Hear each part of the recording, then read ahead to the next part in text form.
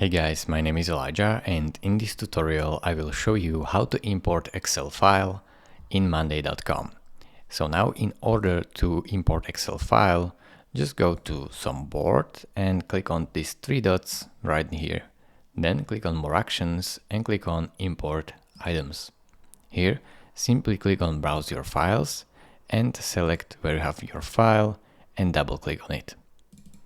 Now it will import your file, and if you see this message, basically your file has been uploaded successfully, you can simply click on next.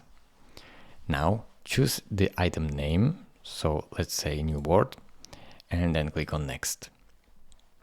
Here you have to choose map the columns from Excel to the columns in this board. So the person, choose a column, status, so the status is status. Person, you then have to choose it if you don't want to. Then press next.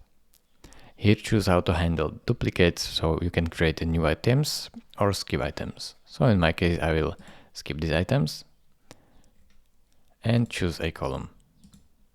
Then start import. Now your data is being imported. It will take a minute and voila, your import is done. Thank you for watching. If this video was helpful to you, consider subscribing and liking this video, and I will see you in the next tutorial. Bye bye.